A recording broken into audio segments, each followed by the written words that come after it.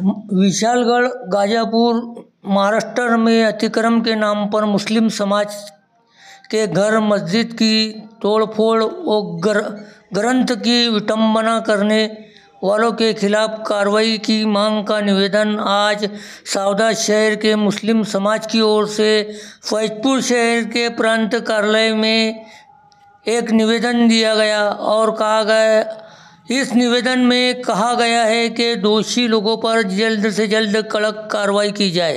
इन्होंने महाराष्ट्र सरकार मुख्यमंत्री नामदार एकनाथ राव शिंदे साहब से मांग की है कि दोषी लोगों पर कार्रवाई की जाए।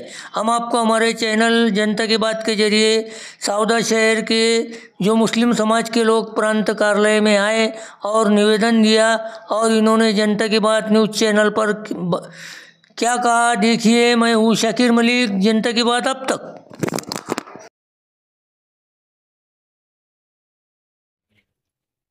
अस्सलाम वालेकुम वरहमतुल्लाहि वबरकातुहू। मैं खतीब इमाम काजीपुरा सावदा मस्जिद और दिगर हाजिरीन मेरे साथ आए हुए हैं, मेरे साथ भी हैं। यहाँ पे हम लोग हाजिर इस वजह से हुए हैं कि विशालगढ़ गाज़ियापुर में जो घटना घटी है बहुत ही नाजुक घटना है और इस तरीके से नहीं होना चाहिए। मस्जिद है, हमारे जो कुरान है, कुरान ये कहता है या हदीस हमारी ये कहती है कि चाहे कोई भी धर्म वाला हो, धर्म स्थान किसी की भी तोड़ी नहीं जाएगी। और संविधान भी यही कहता है कि किसी भी चीज को जो मुंसलिक हो किसी मजहब से उसको ना तोड़ी जाए। और सबसे बड़ी बात तो यह है कि हमारी धार्मिक किताब जो है कुरान मजीद, उसकी भी बेहुरमती की गई है। इस तरीके से कोई भी धर्म नहीं कहता है कि किसी धार्मिक किताब की बेहुरमती की जाए। इसलिए हम उसकी मजम्मत के लिए यहाँ हाजिर हुए हैं और सरकार से हमारी निवेदन है कि इस पर सख्त से सख्त कार्रवाई की जाए।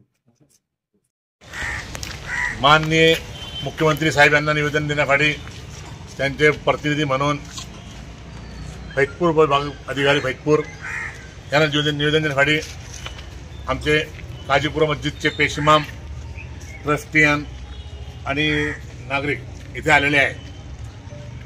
मी जे विशालगडला घटना घडलेली आहे हे काळमा फासणारी आहे।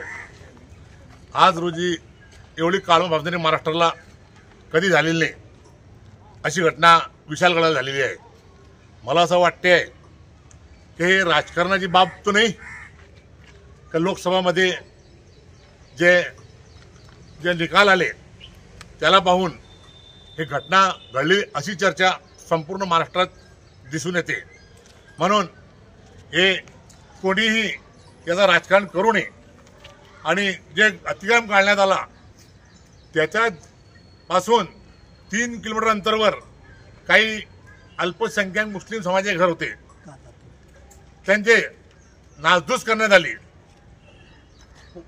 पोलीस शायडी यांना एक ही इन्फॉर्मेशन नाही का इतकी मोठी घटना घडणार आहे हे अचानक झालेला असं मला वाटत नाहीये।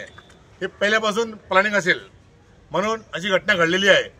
संबंधित पोलीस अधिकारी जो कोणी दोषी असेल त्याला बडतर्फ करण्यात यावा अशी मागणी आमच्यातर्फे करण्यात येते आहे आणि ज्या लोकांचं नुकसान झालेले आहे त्यांना भरघोस मदत करण्यात यावा आणि ज्या याच्यानंतर असं होणार नाही याची दक्षता घेण्यात यावा हे मी सरकारकडनं मागणी करतो आणि माझे 2 शब्द संपवतो।